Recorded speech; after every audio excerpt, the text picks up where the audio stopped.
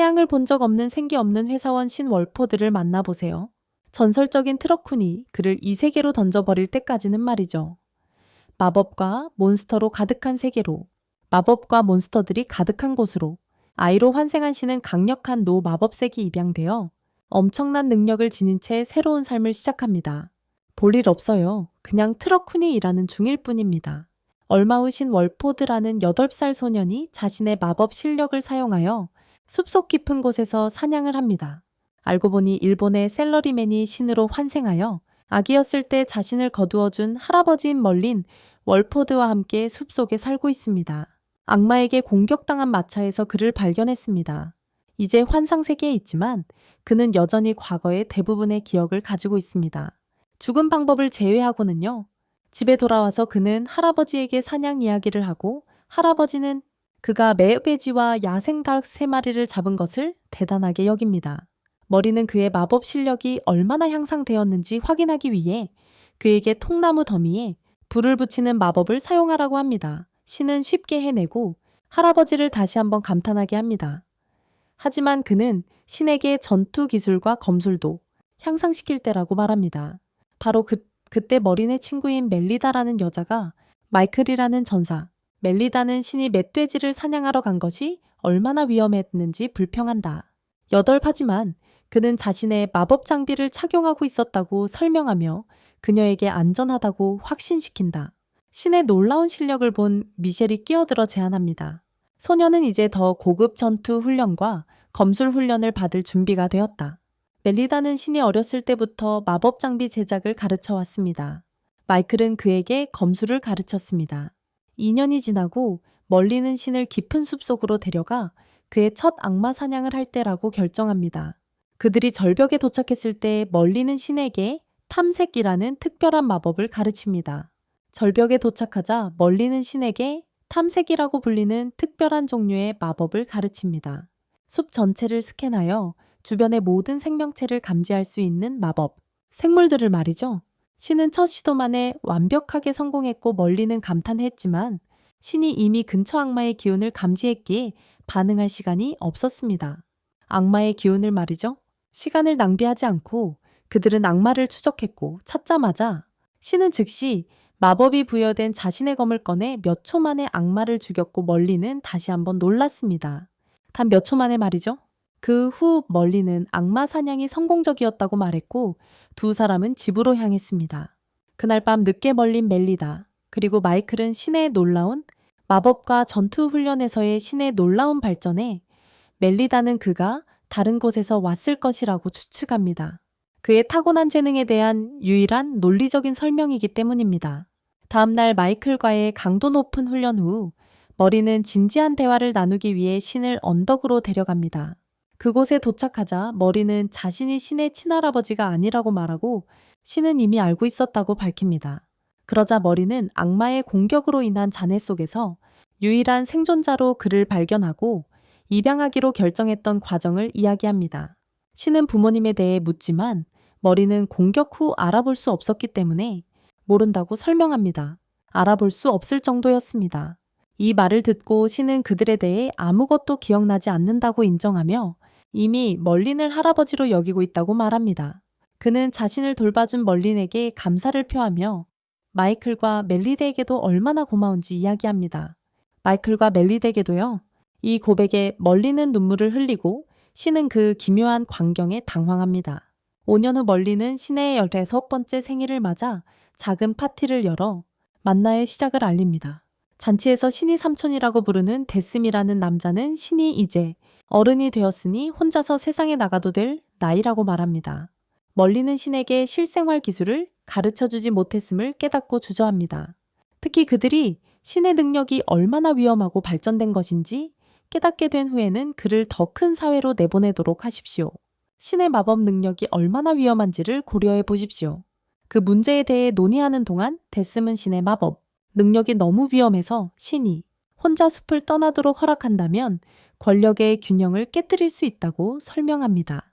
논의하는 동안 데스문 신에게 가장 좋은 선택지는 마법, 학원이라고 말합니다. 수도에 있는 학원에서 그는 또래들과 함께 지낼 수 있고 사교 기술을 키우면서 자신의 엄청난 능력을 더 잘 활용할 수 있을 것입니다. 신은 그 생각에 동의하고 그의 삼촌 데스미 실제로 얼샤에이드 왕국의 데슴, 얼샤에이드 왕이라는 것과 그의 형인 지크가 궁정, 마법사이자 크리스티나 누나는 왕의 호위를 맡은 왕실 경호대입니다. 신은 그 사실에 놀라서 데슴은 그에게 오래전 이야기를 들려주기로 합니다. 오래전 일입니다. 옛날 멀린 대마법사님이 강력한 악마를 물리치는 데 도움을 주셨던 무시무시한 마법사였을 때 멜리다 여사님과 함께 강력한 악마를 물리치고 그 공으로 국가적 영웅이 되었던 이야기입니다. 칭찬을 듣고 있음에도 불구하고 멀린은 겸손을 유지하지만 손님들이 신에게 멀린과 멜리다가 과거에 결혼했었다고 말하자 얼굴을 붉히기 시작합니다. 결혼했었다고 합니다. 연애 후 신이 얼스쉐이드 마법 아카데미에 다닐 것이 결정됩니다. 반다루 그는 그 기간으로의 여정을 시작합니다. 마차에서 신은 자신과 할아버지를 호위해준 멜리덱에 감사를 표합니다. 수도에 도착하자 그들은 국민 영웅으로서의 지위 때문에 주민들로부터 매우 따뜻한 환영을 받습니다. 그 후 그들은 살게 될 저택으로 안내받고 다시 한번 VIP 대접을 받으며 집사장 스티브 한여장, 메리카 주방장 콜라르에게 환영받습니다. 머린과 멜리다는 즉시 이러한 VIP 대우 뒤에 데스미 있음을 알아채고 신에게 압도되지 않도록 마을을 산책하러 가라고 말합니다. 머린과 멜리다는 즉시 이 VIP 대접 뒤에 데스미 있다고 결론 짓고 신에게 압도되지 않도록 마을을 산책하러 가라고 말합니다. 과도한 환대에 압도되지 않도록 합니다. 도시를 탐험하던 중 그는 몇몇 모험가들에게 괴롭힘을 당하는 두 소녀를 만납니다. 모험가들에게 말이죠. 그는 즉시 나서서 놀라울 정도로 쉽게 그 남자들을 물리치고 소녀들이 안전하게 지내도록 합니다. 소녀들이 안전하도록 말이죠. 이것은 신이 처음으로 가까이서 또래를 만나는 순간이며 게다가 아름다운 소녀이기에 그는 당황하여 그녀에게 즉시 반합니다. 물론 그는 아직 이 사실을 모릅니다. 빛나는 갑옷의 기사 역할을 마친 후 신은 자신들을 마리아와 세질리온이라고 소개하는 소녀들과 함께 점심을 먹습니다. 자기소개를 하는 소녀들과 말이죠. 더 이야기를 나누면서 신은 그 소녀들 또한 시험을 볼 것이라는 사실을 알게 됩니다. 마법학원 입학시험. 마리아는 쾌활하게 친선 경쟁을 선포하며 시험에서 최고점을 받겠다고 선언한다. 시험에서 최고점을 받겠다고 다짐한다. 반면 신이 이미 짝사랑하는 세질리온은 꽤 수줍어 보이며 그에게 호감이 있는 것 같다. 이야기가 계속되고 마리아는 수도에 도착한 머린 마스터와 멜리다 미스트리스에 대해 열렬한 팬처럼 떠들기 시작한다. 신분을 숨기고 싶어하는 신은 그 주제를 가볍게 넘기며 관심 없는 척하지만 마리아가 갑자기 바이스만 가문의 수수께끼의 손자에 대해 상상에 잠기기 시작하면서 어려워진다. 그 손자도 시험을 볼 예정이다. 입학시험. 그 아이의 모습을 상상하며 이미 사랑에 빠진 듯한 모습을 보인다.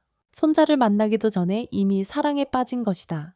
신은 정체가 발각되는 것을 막기 위해 여자아이들의 점심값을 치르고 입학시험 당일에 다시 만나자고 약속한 후 자리를 뜬다.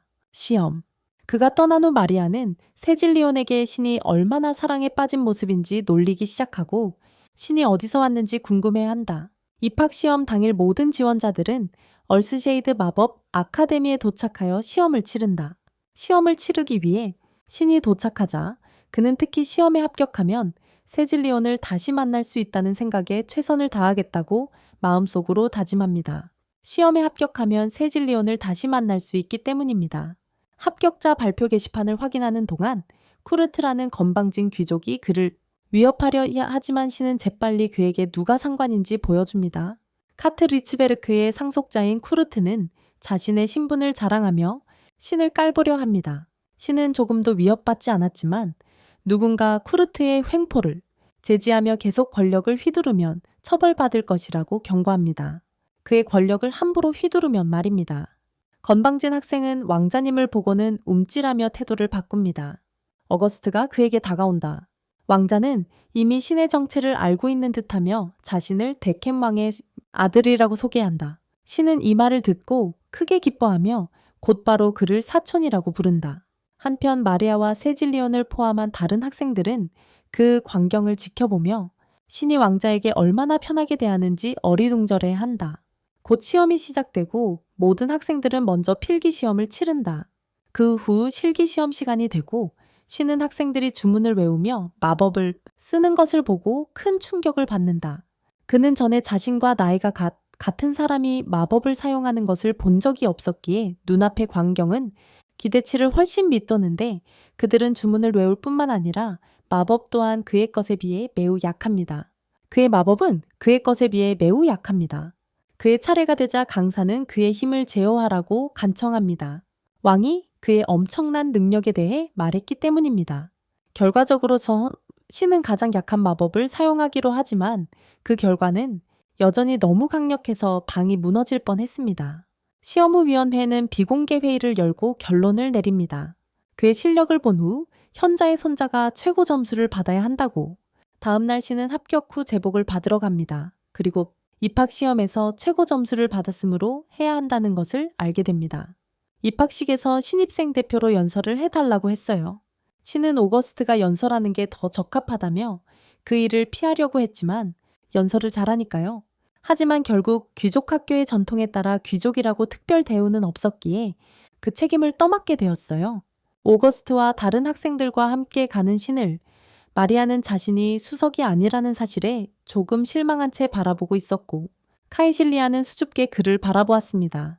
그 모습을 본 마리아는 멀리서 짝사랑하지 말고 직접 가서 말을 걸라고 카이실리안에게 말합니다. 멀리서만. 동시에 쿠르트는 득점왕 자리를 놓친 것에 격분하여 신이 반칙을 했다고 결론 짓고 복수를 계획합니다. 집에서 신은 마법으로 강화된 유니폼을 살펴보고 자신의 취향에 맞게 약간 수정하기로 합니다. 조금 바꾸기로 합니다. 입학식 날이 오고 사람들은 신과 함께 온 멀린과 멜리다를 발견하자마자 둘러쌉니다. 입학식이 시작되고 신은 마리아와 카이실리안이 모두 귀족임을 알게 됩니다. 신이 훌륭한 연설을 하는 동안 카이실리안은 그가 자신들이 만나기를 고대했던 멀린의 손자임을 깨닫습니다. 그날 후에 그녀는 신에게 비밀을 털어놓고 쿠르트가 자신을 위협하고 있다고 설명합니다. 그녀가 계속 그의 접근을 거절하기 때문에 그녀와 그녀의 가족을 괴롭히고 있어요. 잠시 후 쿠르트가 도착하여 카이실리안을 데려가려 하지만 신이 그를 막고 그녀가 쿠르트와 얽힌 어떤 일이 있더라도 그녀를 보호하겠다고 약속합니다. 갑자기 아우구스트가 나타나 자신의 왕족 신분을 이용해 쿠르트를 떠나게 합니다. 그 후 신은 자신의 집으로 모두를 초대하여 머린과 멜리아 댁의 카이실리안의 유니폼을 개조하여 쿠르트로부터 그녀를 보호할 수 있는지 묻습니다. 하지만 멜리다는 그렇게 하면 마법의 위력 때문에 카이실리안의 유니폼이 국보급 아이템이 될 것이라고 밝힙니다. 멜리다는 신의 친절을 이용했는지 카이실리안을 시험하기로 합니다.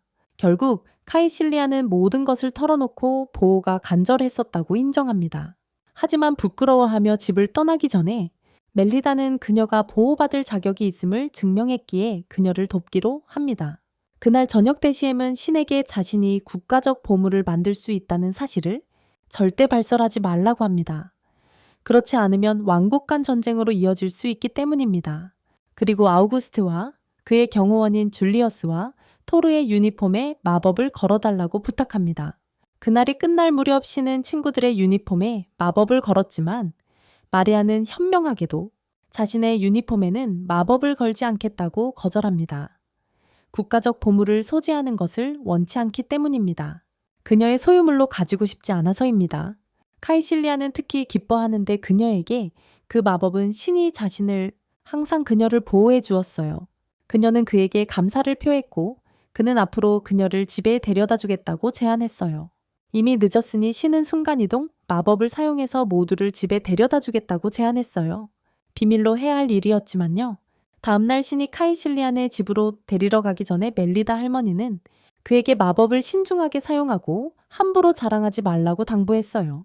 학교 가는 길에 신과 카이실리안은 은근히 서로에게 호감을 표현했고 마리아는 그 뒤를 바싹 따라오면서 젊은이들의 장난스러운 행동에 짜증을 내며 지쳐 보였어요. 곧 학교에 도착했고 어거스트는 신을 놀리며 입학 첫날부터 이미 모든 여자아이들을 사로잡았다고 말했어요. 그들의 대화는 앨리스 코너라는 다른 학생이 다소 흐트러진 모습으로 들어오면서 끊깁니다. 그녀의 헝클어진 모습에 마리아가 묻자 앨리스는 첫 수업이 너무 불안해서 잠을 충분히 못 잤다고 설명합니다. 바로 그때 마커스 선생님이 교실로 들어오시고 학생들은 선생님께 인사합니다. 선생님은 학생들에게 자리에 앉으라고 하시고 담임 교실부터 시작해서 학교를 둘러보는 투어를 할 거라고 알려줍니다.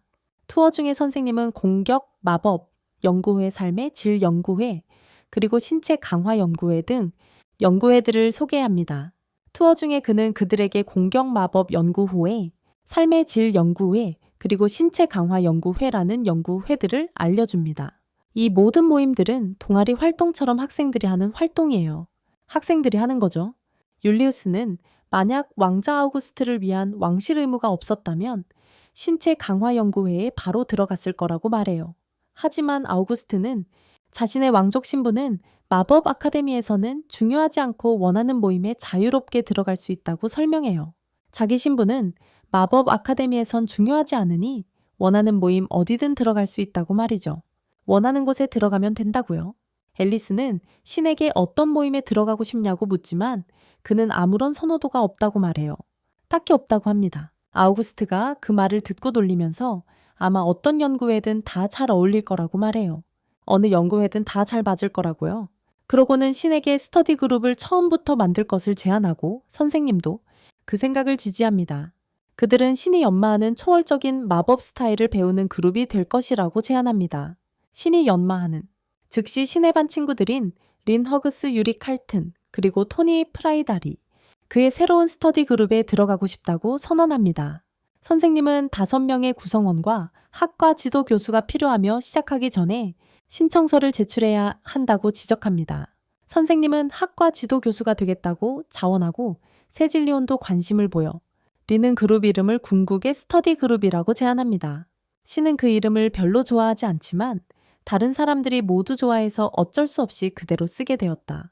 나중에 대슈만과의 비밀 회의에서 땅에 나타나는 악마의 수가 점점 늘고 있다는 사실이 밝혀지고 가스터는 그러한 현상이 인위적으로 유발되었을 가능성을 제기한다.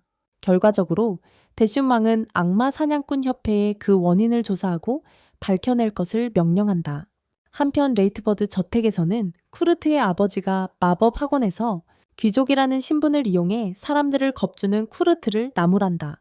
하지만 쿠르트는 전혀 듣지 않고 자신은 특별한 사람이라며 평범한 사람처럼 대해서는 안 된다고 고집하며 떼를 쓴다.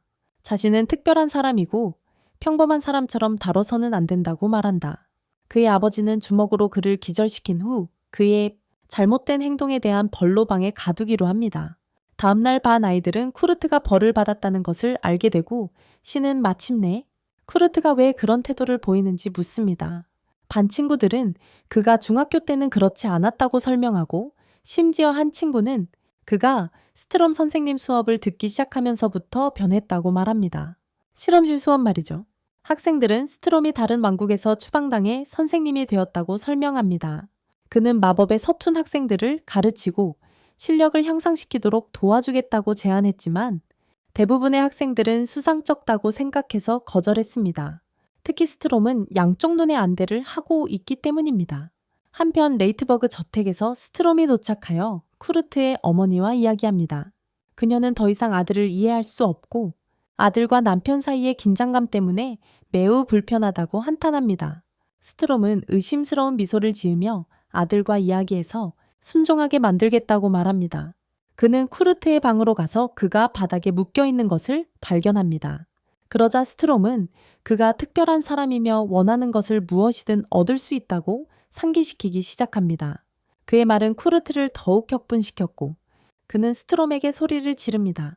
원하는 여자를 얻지 못하고 방해를 받고 있군요.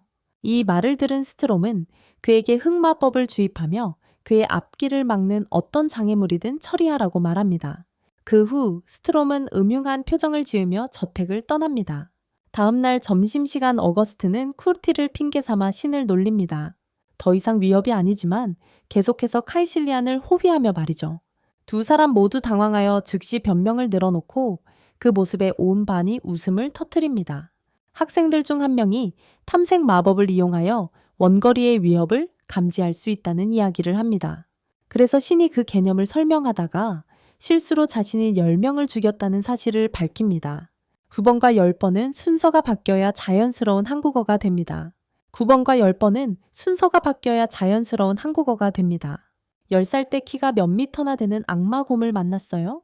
점심 먹고 학교에서 걷다가 쉬는 근처에 악마가 있음을 감지했고 그 다음 순간 악마화된 쿠르트가 거대한 불꽃을 뿜어내는 것을 보았습니다. 신은 즉시 방패를 만들어 친구들을 보호했습니다. 그는 친구들에게 마법 방어복을 작동시키고 안전한 곳으로 가라고 말하면서 자신은 악마와 맞서 싸우겠다고 했습니다. 맹렬한 공격에 화상을 입었지만 그는 곧 마법이 걸린 천 덕분에 재생되기 시작했습니다. 그의 천이요? 그는 즉시 오거스트에게 모두를 대피시키라고 명령했습니다. 그들이 있으면 오히려 방해가 될 것이라고 생각했기 때문입니다. 그들이 떠나자 쿠르트는 사악한 표정을 지으며 엄청난 속도로 그에게 돌진했습니다. 얼굴, 어둠의 마법에 완전히 잠식되어 정신을 잃은 듯합니다. 하지만 신이 번개로 그를 공격하자 싸우는 동안 꾸준히 저주를 퍼부었던 걸로 보아 쿠르트가 완전히 미쳐버린 건 아니라는 걸 깨닫습니다. 신은 그를 구할 수 있다고 판단하고 말로 그에게 다가가려 합니다. 말로. 하지만 쿠르트는 더욱 격분하고 학교 전체를 날려버릴 거대한 폭발을 소환하며 자폭 준비를 시작합니다. 학교와 친구들을 구하기 위해 필사적인 신은 마법이 주입된 검을 꺼내들고 날개 달린 부츠를 신고 그에게 돌진합니다. 충분히 가까워지자 그는 마지못해 순식간에 쿠르트의 목을 베었다. 잠시 후 싸움 전체를 지켜본 그의 반 친구들이 모두 신이 데모노이드를 물리칠 수 있었다는 사실에 놀랐다. 하지만 신은 전에 사람을 죽인 적이 없었기에 영웅처럼 느껴지지 않았고 다른 방법으로 처리할 수 있었을지 궁금해했다. 사건 이후 신의 용감한 행위에 대한 소식이 삽시간에 퍼져나갔고 그는 마을에서 받는 관심에 조금 압도당하고 있었다. 오거스트가 그에게 어떻게 지내는지 물어보기 위해 다가왔고 그는 그때부터 쿠르트와의 싸움에 대해 많이 생각해 왔다고 말했다. 그는 전투 중 쿠르트가 여전히 감각을 어느 정도 유지하고 있었다는 것을 기억했다. 보통의 무지한 악마들과는 달리 결과적으로 신은 혹시 쿠르트가 사악한 인간의 실험으로 악마가 된 것은 아닐까 추측합니다. 실험.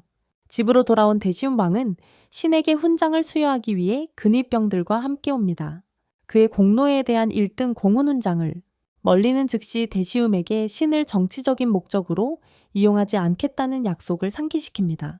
하지만 왕은 악마에 관한 문제는 보통 공개적으로 다뤄지며 신이 위협이 되기 전에 아주 짧은 시간 안에 악마를 물리쳤으니 그 공로를 인정받고 백성들이 그를 구원한 사람을 알아야 한다고 설명합니다. 결국 멀리는 마지못해 신에게 훈장을 수여하는 것을 허락합니다.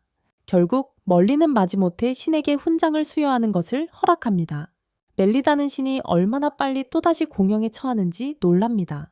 신중하게 조용히 지내려던 계획은 완전히 실패했군요. 다음날 주민들은 신이 마리아와 세질리온과 함께 학교에 가는 길에 그를 쳐다보지 않을 수 없습니다. 마리아와 세질리온과 함께 말이죠. 몇몇 루스터걸들은 그 싸움이 어떻게 진행되었는지 상상하기 시작하며 그가 함께 다니는 여자아이들 중 한 명과 약혼했을 거라고 이야기합니다. 학교에서도 마찬가지입니다. 이제 모두가 신의 스터디 그룹에 들어오고 싶어 하기 때문에 담임이자 그의 지도 교수인 선생님은 그들에게 차원 간 이동 저장 포털을 사용하는 능력이 들어오기 위한 최소한의 요구사항이라고 말합니다. 라고 말이죠. 다른 한편 대시움 왕은 도미닉과 데니스 그리고 보안국장과 함께 또 다른 회의를 열고 인공적으로 만들어진 악마들에 대한 철저한 조사를 지시합니다. 학교로 돌아와 마커스 선생님은 신의 스터디 그룹의 2명의 학생을 받아들입니다. 유명한 대장장이 집안 출신인 마크 빈과 재능 있는 제빵사 올리비아 스톤입니다. 매우 재능 있는 제빵사입니다. 마크가 나라에서 가장 좋은 대장간을 소유한 집안 출신임을 알고 신은 그에게 자신의 검을 건네주며 더욱 튼튼하게 만들어달라고 부탁합니다.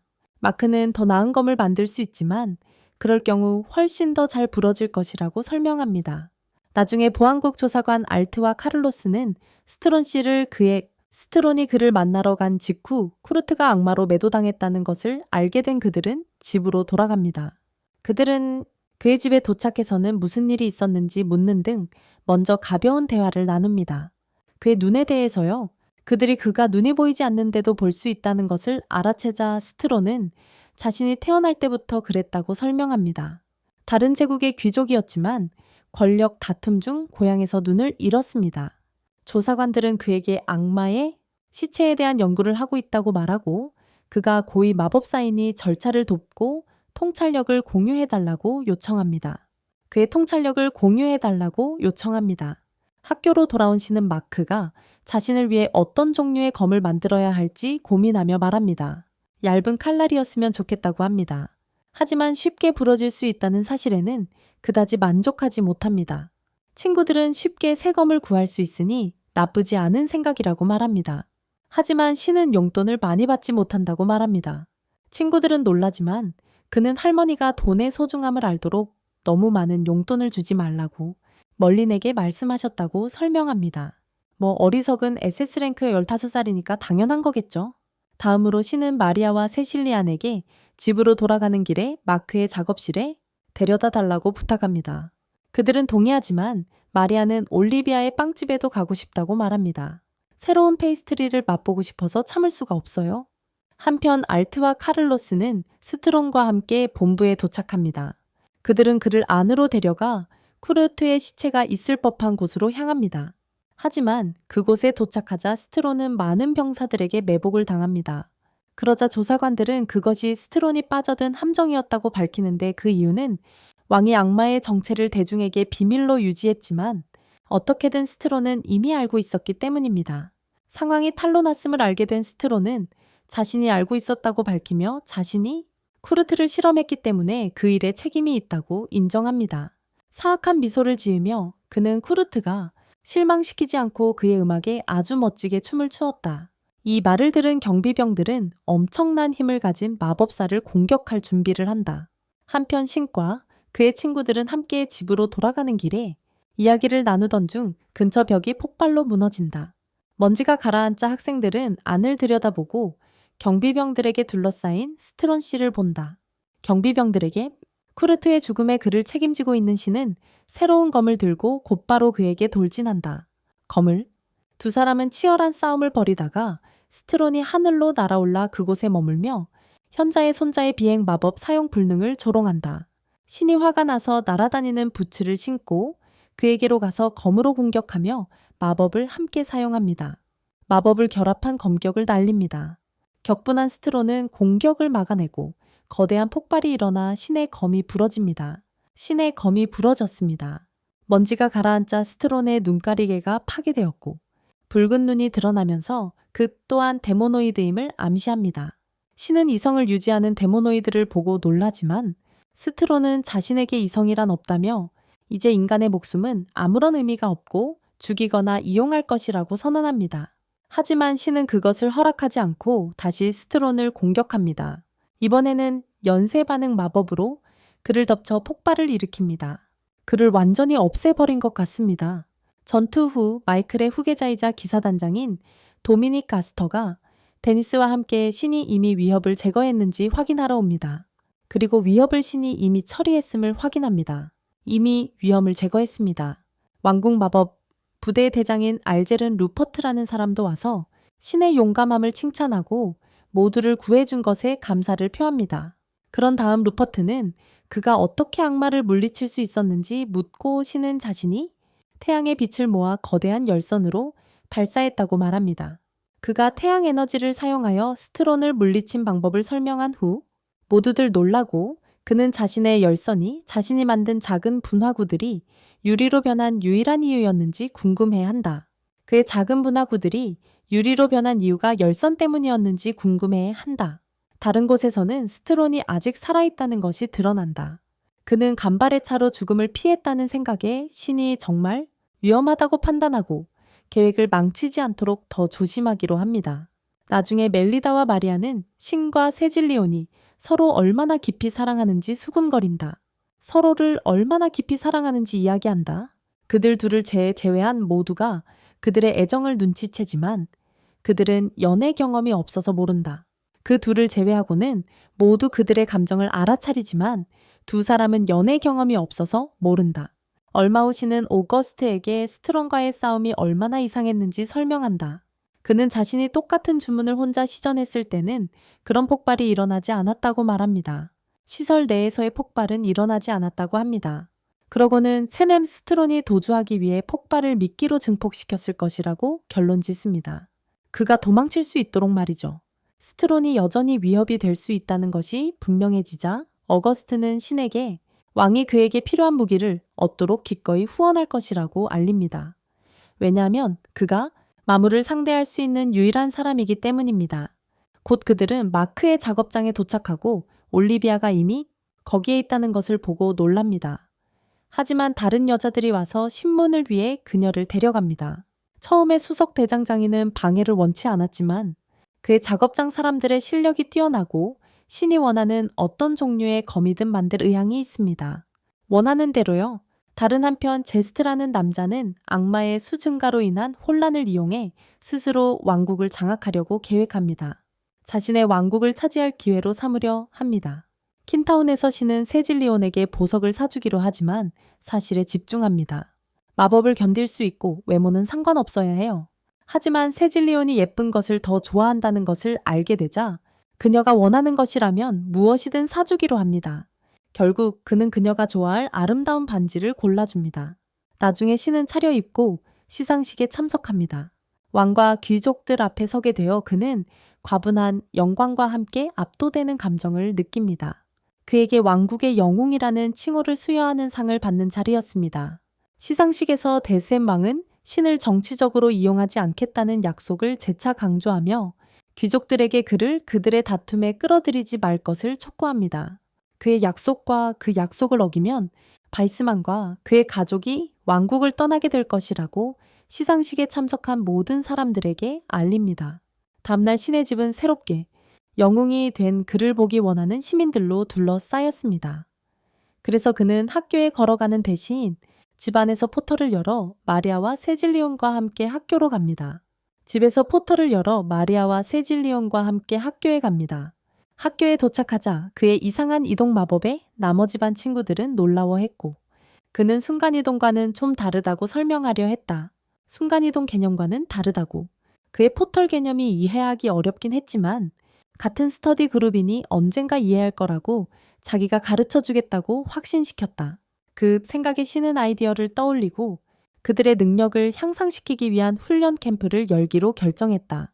그들의 능력치를 높이기 위해 먼저 그들의 마법 능력을 확인해야 했기에 마리아에게 마법 장벽을 만들어 달라고 부탁했다. 마법 장벽을? 그녀가 너무 얇게 만들자 그는 그런 장벽은 일반적인 악마의 공격에는 아무런 효과가 없다고 말합니다. 다음으로 그는 세질리온에게 만들어 달라고 부탁하고 그녀는 성공적으로 강력한 장벽을 만들어 모두를 놀라게 합니다. 그러자 신은 자신이 준 반지에 마법을 부여했는데 그것은 그녀의 마법의 힘과 조절력을 향상시킨다고 설명합니다. 그 후 신은 자신이 가진 마법의 일부를 보여주고 즉시 그들은 바닥에 쓰러져 그의 마법의 밀도에 짓눌려 질식합니다. 그는 그들에게 아직 배울 것이 많다고 설명하지만 그들이 되어야 할 수준에 이를 때까지 매일 가르쳐 주겠다고 확신시켜 줍니다. 다른 한편 스트라움은 왕국이 전쟁을 준비하고 있다는 사실을 알고 기뻐하며 혼란을 일으킨 제스트를 칭찬합니다. 그는 왕국과 제국이 자신도 모르게 자신의 뜻대로 움직이도록 참을성 있게 지켜볼 계획입니다.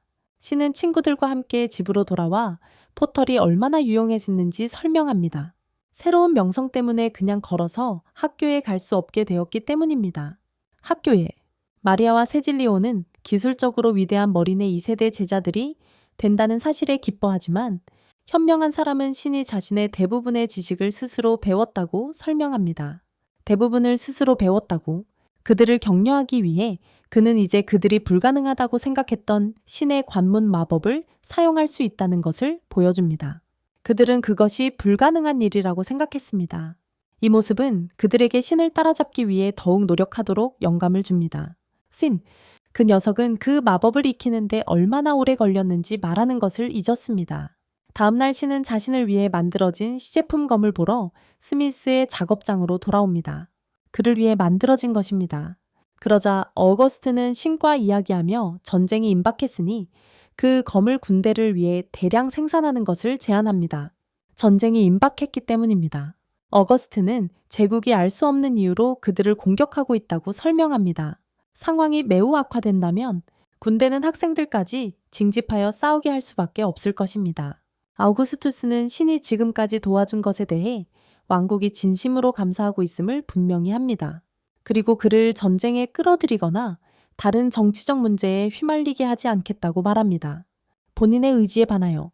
하지만 신은 그럴 필요가 없다고 말합니다. 그가 기꺼이 군대와 함께 싸울 의향이 있기 때문입니다.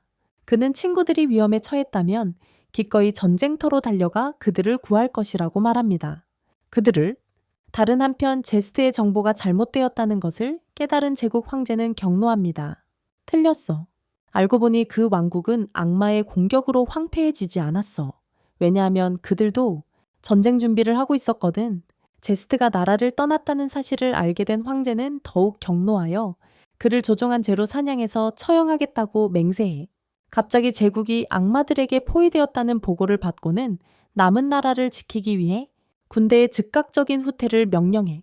다른 한편 왕국의 군대는 제국의 군대를 추격하려 하지만 악마들이 그들을 막고 있다는 것을 알게 돼. 제국으로 돌아와 보니 스트롬이 엄청난 힘으로 제국을 장악했어. 마물 군단. 황제는 돌아왔지만 스트롬에게 잔혹하게 살해당합니다. 스트롬은 그에게 과거의 배신을 죄목으로 삼았죠. 과거 어느 시점의 배신 말입니다. 왕국군은 스트롬이 12명의 강력한 마물들을 이용해 황제의 자리를 찬탈했음을 알게 됩니다. 그리하여 그가 전쟁의 배후에 있었음이 분명해집니다. 전쟁 전체의 배후였던 것이죠. 학교에서 학생들은 스트롬이 제국을 완전히 장악했고 왕국군이 준비 중이긴 하지만 학생들 또한 전쟁에 참전해야 할지도 모른다는 통보를 받습니다. 전쟁에 참전해야 할지도 모른다는 거죠. 이후 데시엠은 마법학원과 기사군단의 합동훈련을 명령합니다. 마물 공격에 대비한 전투훈련을 위한 합동훈련입니다.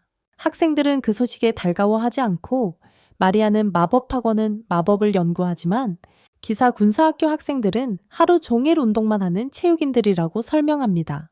그래서 마법사들은 특히 그들이 일진이기 때문에 그들과 함께 일하는 것을 그다지 좋아하지 않습니다. 그들은 괴롭힘꾼들이죠. 신은 서로의 차이점을 극복하고 협력하려고 노력하자고 제안하지만 반 친구들은 기사 군사학교 학생들이 자신들이 우월하다고 생각하는 사실에 매달립니다. 다시 한번 신은 모두가 강점과 약점을 말하지만 역효과가 나요. 그의 반 친구들은 마법과 검술 모두 뛰어나기 때문에 자신에게는 해당되지 않는다고 지적하기 시작합니다. 마법과 검술 모두 뛰어나니까요.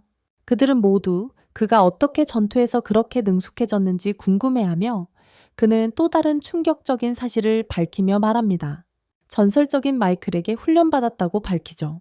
반 친구들은 즉시 위대한 기사단장과 마리아에 대해 이야기하기 시작하고 마리아는 신이 그에게 훈련받았으니 기사 학생들이 그들을 괴롭히지 않을 것이라고 말합니다. 하지만 오기스트는 질투 때문에 신을 겁주려 할 것이라고 말합니다. 질투심 때문에 신이 나서서 기사단과 협력해야 한다고 말하지만 모두 그의 의견에 반대한다. 훈련 당일 각 반 학생들이 합쳐져서 여러 명씩 조를 이뤄 악마와 싸운다. 신의 4인조는 기사단 학원의 또 다른 4인조와 짝을 이루는데 그들은 곧바로 자신의 우월의식을 드러낸다. 신이 그들에게 악마와 싸워본 적이 있냐고 묻자 기사단 학생들은 방어적인 태도를 보이며 신이 자신들을 모욕하려 한다고 생각한다. 그들은 그가 자신이 죽인 데모노이드를 자랑하려는 것뿐이라고 주장한다. 하지만 신은 모두가 서로의 다툼을 잠재우기를 바란다고 설명합니다. 그렇지 않으면 분명 죽을 것이기 때문입니다. 하지만 기사들은 자신들이 스스로 해결할 수 있다고 확신하며 신과 다른 마법 학생들은 그들의 방해만 하지 말라고 합니다. 끊임없는 무례한 말들을 듣던 아우구스트 왕자는 마침내 입을 열어 서로 협력하는 법을 배우라고 말하지만 기사들은 자신의 주장을 굽히지 않습니다. 아우구스트는 그들의 바람을 존중하기로 결정하고 신에게 그들이 혼자 일하도록 내버려두고 상황이 어떻게 전개되는지 보라고 합니다. 그리고는 기사들이 감당하기 어려울 정도로 상황이 심각해질 때만 마법사들이 도와주라고 지시합니다. 혼자서 처리하기에는 너무 어려울 때 말입니다. 오거스트는 그들에게 마법사가 팀에 있는 중요성을 보여주고 싶어 합니다. 나중에 그들은 그 장소에 도착하고 학생들은 자신들이 매우 위험한 임무를 맡았다는 것을 알게 됩니다. S급 학생들이기 때문입니다. 갑자기 신이 친형과 누나인 지크프리트와 크리스티나를 만납니다. 다른 학생들은 신이 기사단장과 왕을 보호하는 마법사를 얼마나 편하게 대하는지 놀랍니다. 지크와 크리스티나는 기사들이 혼자 싸우도록 내버려 두는 것에 찬성하는데 그것이 협력의 중요성을 가르치는 좋은 방법이라고 생각하기 때문입니다. 숲을 걸어가는 동안 기사들은 주변에 아무도 없어도 경계를 늦추지 않습니다. 근처에 악마는 없습니다. 신이 악마가 접근하는 것을 감지하면 전투 준비를 하라고 모두에게 알립니다. 악마화된 멧돼지가 돌진하지만 기사들은 자신들의 실력을 보여주고 싶어 합니다. 어디 다네? 하지만 그 속도를 따라갈 수 없어 모두 금세 패배하고 거대한 멧돼지에게 굴욕을 당합니다. 멧돼지가 그들을 끝장내려고 돌진하는 순간 신이 나서서 그들을 구하고 순식간에 멧돼지를 죽입니다. 그 후 크리스티나가 기사들에게 그들이 매우 약하다고 설명하지만 더 열심히 훈련하도록 격려합니다. 세질리오는 자신의 치유 마법으로 기사 학생의 상처를 치료합니다. 그리고 그들은 감사를 표합니다. 신은 기사들이 자신의 아기에게 말하는 것을 보고 질투심을 느낍니다. 오거스트는 다른 사람들이 세질리온에게 말하는 것을 막으려면 그냥 자신의 사랑을 고백하라고 제안합니다. 그들이 이야기하는 동안 그는 멀리서 다가오는 악마 무리를 감지합니다. 그들이 이야기하는 동안 그는 멀리서 다가오는 악마의 무리를 감지합니다. 신은 많은 악마들 중 하나가 매우 강력하다는 것을 감지하고 다른 사람들에게 대비하라고 말합니다. 몸을 사려야 합니다. 바로 그때 또 다른 무리가 북쪽 숲에서 나타나 그들에게 재빨리 도망치라고 애원합니다. 100마리 이상의 악마들이 그 방향으로 행진하고 있기 때문입니다. 그때 신은 갑자기 지크에게 마물들을 혼자 상대할 허락을 구하며 모두를 놀라게 합니다. 혼자서 마물들을 상대하겠다고 합니다. 신의 능력을 아는 지크는 자신감 있게 동의하고 신이 주문을 외우는 동안 모두 물러섭니다. 신이 주문을 시전합니다. 가장 강력한 마물 중 하나인 호랑이 마물이 다른 여러 마물들과 함께 돌진하는 것을 보고 모두 충격을 받습니다. 여러 마물들과 함께 돌진해 옵니다. 강력한 폭발을 차분하게 소환하지만 곧 자신이 과도하게 나아가고 있음을 깨닫습니다. 과하다고 생각합니다. 하지만 그는 조금 화가 났기 때문에 그 공격을 풀어서 스트레스를 푸는 것을 꺼리지 않습니다. 공격을 퍼붓습니다. 그는 자신의 일반적인 불마법에 순수한 수소를 주입하여 악마들에게 엄청난 공격을 퍼붓습니다. 상상을 초월하는 위력이었습니다. 그의 마법은 숲의 상당 부분을 뒤덮었고 먼지가 가라앉자 모두들 폭발로 인한 엄청난 파괴에 경악했습니다. 신의 놀라운 힘을 직접 목격한 후 마법 아카데미 학생들은 이제 협력할 의향이 있는 기사단 학생들과 합동 훈련을 계속합니다. 시간이 지나면서 그들은 점차 팀워크를 발휘하는 능력을 보여주며 이제 악마들을 물리칠 수 있게 되었습니다. 얼마 후 지크는 마법사들의 향상된 실력에 감탄하며 신에게 말합니다. 그는 신에게 어떤 훈련 방식을 사용하는지 묻고 이는 그를 자극하여 자신이 연구 모임의 마법사들에게 마법을 시각화하는 방법을 어떻게 가르치고 있는지 설명하게 만든다. 자신이 하는 것과 같은 방식으로 놀랍게도 지크는 신이 그들에게 가르치는 것을 배우는 것에 관심을 표명하지만 아우구스트는 신이 군인에게 가르친다면 외교적 문제를 일으킬 수 있다고 지적한다. 군인에게 가르치는 것은 문제가 될 수 있다고. 아우구스트는 신의 마법이 잘못된 손에 들어가면 세상이 간신히 억제하고 있는 악마들 대신 마법사들에 의해 파괴될 것이라고 덧붙인다. 설명에도 불구하고 지크는 적어도 기본은 배우고 싶어 한다. 아우구스트는 그에게 사용할 수 있는 마법의 양을 늘리기 위해 끊임없이 훈련하라고 말한다. 하루하루 조절하면서 지크는 그렇게 간단할 리 없다고 생각하지만 아우구스트는 그에게 증명합니다. 마리아와 세실리엔에게 방패막이 시범을 보여달라고 요청하는 중입니다. 지크는 즉시 동기부여를 받고 그들처럼 계속 연습하기로 결심합니다. 곧 합동 훈련이 끝나고 한 여학생 기사가 악마 곰을 물리치는 것을 도와준 것에 대해 신에게 감사를 표합니다. 그녀는 마법사와 함께 협력하는 기사의 중요성을 마침내 깨달았다고 말합니다. 그녀는 마법사와 함께 협력하는 기사의 중요성을 비로소 깨닫게 되었다고 밝힙니다. 그녀는 마법사와 함께 일하는 기사의 중요성을 드디어 깨달았다고 말합니다. 마법사들과 함께 말이죠. 신은 다른 조들이 어떻게 하고 있는지 궁금해하지만 다른 죄에서는 상황이 순조롭지 않다는 것이 드러납니다. 다른 죄 마법사들을 약골이라고 계속 모욕하는 기사가 있기 때문입니다. 그 기사는 마법사들을 약골이라고 계속해서 비웃습니다. 그는 혼자 악마와 싸우지만 그와 그의 동기 기사들은 위험에 처하게 됩니다. 다행히 신의 스터디 그룹 마법사들이 마침 도착하여 그들을 구해줍니다. 신이 가르쳐준 마법을 사용해서 말이죠. 그들은 곧 그 완고한 기사가 토니라는 마법 세계의 자리를 빼앗기는 것을 싫어한다는 것을 알게 됩니다. 그는 토니와 기사학교 시절 친구였습니다. 토니는 그가 자신을 왜 싫어하는지 궁금해하지만 한 여자아이가 자신을 선택했다고 그룹에 말합니다. 그 기사에 대해 알게 된 그들은 마침내 그들에게 쏟아지는 격렬한 적대감의 근원을 이해하게 됩니다. 그동안 그들에게 쏟아졌던 격렬한 적개심의 원인을 마침내 알게 됩니다. 숲의 다른 곳에서는 신의 스터디 그룹 멤버들과 함께 또 다른 기사들이 주둔하고 있습니다.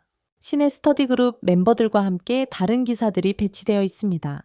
여기서 그들은 심지어 생각조차 하지 않으려는 학생 기사들과 함께 협력하려고 노력합니다. 전과 마찬가지로 학생 기사들은 마법사들에게 물러서서 악마들과 혼자 싸우라고 말하지만 다시 한번 그들은 압도당하고 신의 친구들은 그들을 구하기 위해 강력한 마법을 풀어야 합니다. 강력한 마법을 사용하여 그들을 구해야 합니다. 훈련 세션은 저녁에 끝나고 마지막 그룹은 자신들이 힘을 좀 과하게 썼을지도 모른다고 설명한다. 다른 사람들도 훈련이 비슷하게 진행되었고 모두 신에게 도움을 준 것에 대해 감사를 표한다. 하지만 신은 굳은 표정을 짓고 자신이 감사를 받아야 할지 의문을 품는다. 친구들은 무슨 일인지 묻고 어거스트는 최고의 스터디 그룹에서 신을 제외한 모든 사람들이 향상된 마법 능력 때문에 졸업 후 국가 감시에 놓일 것이라고 설명한다. 졸업 후 특수부대에 배치될 것이며 어거스트는 그 부대가 자신의 지위에 있을 것이라고 덧붙인다. 그 부대는 그의 지위를 받게 될 것이다. 신은 어쩌다 그들의 인생의 방향을 바꿔놓았는지 사과하지만 그들은 계속해서 감사를 표한다. 그를 자랑스러워하며 새 능력에 대한 기쁨을 표현합니다. 게다가 왕국으로부터 즉시 고용 제안을 받으니 일석이조죠. 그들은 노동시장을 사들였습니다. 학생들은 좌절하거나 압도감을 느끼는 대신 신에게서 더 많은 것을 배우고자 더욱 열정적입니다. 하지만 어거스트는 그들을 너무 강하게 만들지 말라고 충고합니다. 며칠 후 신의 그룹은 계속해서 열심히 훈련하고 어거스트는 그들에게 얼마나 강해졌는지 외부인에게 절대 알리지 말라고 상기시킵니다. 너무나 비밀스러운 정보이지만 그는 그들에게 마물들의 활동과 그것들이 제국 내 작은 마을들을 어떻게 황폐화시키고 있는지 알려주는 것이 괜찮다고 결정합니다. 그리고 마을들을 말이죠. 악마형들이 급속도로 증식하고 있고 그 수가 공격할 때마다 계속 늘어나고 있어서 더욱 심각합니다. 그들의 수는 매번 공격할 때마다 계속 증가하고 있습니다.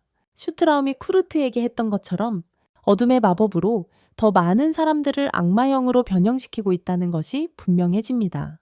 신은 슈트라움이 어떤 치명적인 계획을 세웠는지 궁금해하지 않을 수 없습니다. 단 한 명의 악마형만으로도 한 국가를 파괴할 만큼 강력하기 때문입니다. 국가 기밀을 알게 된 최정예 요원들은 자신들이 얼마나 특별한 존재인지 깨닫게 됩니다. 그래서 그들은 더욱 진지해지고 그 어느 때보다 열심히 훈련하기로 합니다. 따라서 그들은 더욱 진지해져서 이전보다 더 열심히 훈련하기로 결심합니다. 지금 상황이 너무 위험해서요. 그래서 신은 학교 마법 수업에 훈련 캠프를 추가하면 모두의 실력 향상에 도움이 될 거라고 결정합니다. 모두 훈련 캠프에 적합한 장소를 제안하지만 결정하기가 어려웠습니다. 쉽지 않았습니다. 카이실리아는 자신의 가족이 온천 리조트를 소유하고 있다고 알려주고 모두 그곳이 캠프 장소로 가장 좋을 거라고 동의합니다. 그날 밤 늦게 쉬는 훈련 캠프에 대해 머린과 멜리타에게 알리고 그들은 신의 생각에 동의하지만 자신들이 감독할 것이라고 설명합니다. 멜리타는 자신이 눈을 떼면 신이 항상 말썽을 피운다는 점을 지적합니다. 그녀에게서 떨어뜨리려고. 그들의 캠핑 경험에 대해 보호자 역할을 하는 것도 나쁘지 않은 생각이야. 다음날 그룹은 말이 끄는 수레를 타고 온천 리조트로 향합니다. 그 수레에는 먼 여정을 가능하게 하는 마법 장치가 부착되어 있습니다. 여행 중 다른 학생들은 신에게 마법 장치가 한때 전투에서만 사용되었지만 멜리타가 일상생활에 유용한 마법 아이템 개발에 처음으로 집중한 마법사였다고 설명합니다. 가는 길에 그룹은 근처에 악마가 있음을 감지하고 얼마나 자신감이 생겼는지 보여주기 위해 제비뽑기를 해서 누가 악마와 싸울지 정합니다. 린이 당첨되어 새롭게 강화된 마법 능력을 사용하여 손쉽게 악마들을 물리치고 동시에 상인들을 혼쭐내. 신은 또한 기회를 틈타 그녀에게 더욱 효과적으로 복수하는 방법에 대한 유용한 팁을 준다. 더욱더 한편 마법사와 멜리타는 수레 안에서 모든 상황을 지켜보며 신 덕분에 그룹의 모든 학생들이 얼마나 향상되었는지 놀랍니다. 그날 밤 그들은 마침내 온천 리조트에 도착하고 저택 직원들이 그들을 환영하며 신에게 그들의 여성을 잘 돌봐달라고 부탁하는데 두 학생은 얼굴을 붉힙니다. 두 학생의 얼굴이 빨개집니다. 안에서 마법사는 신과 어울려준 모든 학생들에게 감사를 표합니다. 그는 전에 자신과 같은 또래 친구가 없었기 때문입니다. 전에 또래 친구가 없었거든요. 오거스트는 자신의 왕족 신분 때문에 누구도 자신을 동등하게 대해주지 않았다고 말하지만 신은 그렇게 하지 않기에 진정한 친구로 여깁니다. 다른 사람들도 같은 말을 하며 신에게 삶을 개선해 준 것에 감사를 표하고 신은 그 기회를 빌려 자신을 이렇게 만들어준 멀린에게 감사를 표합니다. 다른 이들도 같은 말을 하며 신에게 자신의 삶을 향상시켜 준 것에 대해 감사를 표합니다. 그래서 신은 자신을 가르치고 이런 사람으로 만들어준 멀린에게 감사할 기회를 얻습니다.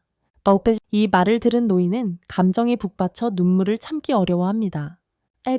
얼마 후 캠핑 체험이 순조롭게 진행되고 멀린은 훈련 세션 동안 모두에게 향상을 위한 조언을 합니다.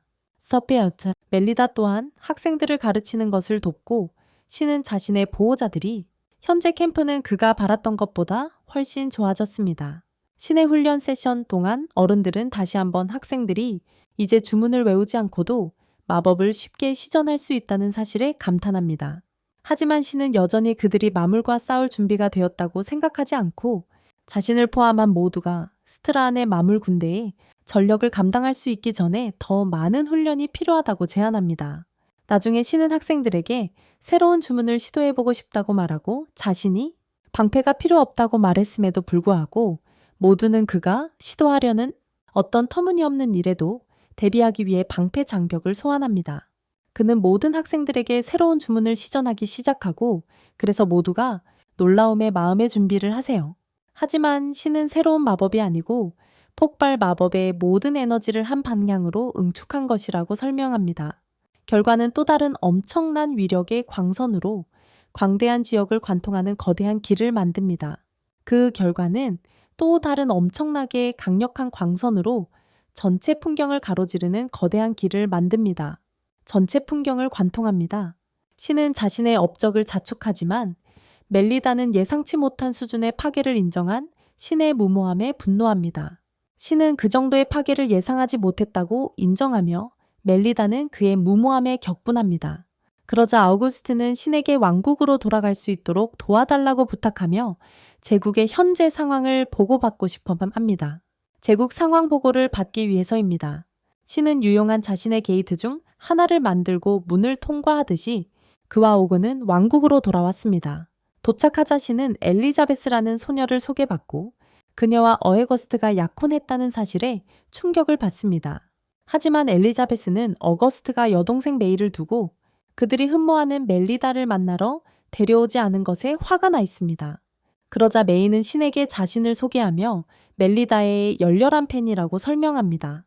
멜리다는 구루로 칭송받고 있습니다. 두 소녀는 오드에게 캠프로 따라가게 해달라고 간청하지만 그는 캠프는 진지한 훈련을 위한 곳이지 즐거움을 위한 곳이 아니라고 거절합니다. 재미를 위한 곳이 아니라고 합니다. 하지만 데키우스 왕은 아우구스투스에게 소녀들을 데려가 멜리다와 머린에게서 배울 것을 명합니다. 그리고 신의 관문을 이용하면 위급 시 바로 집으로 돌아올 수 있으므로 안전을 보장할 수 있다고 지적합니다.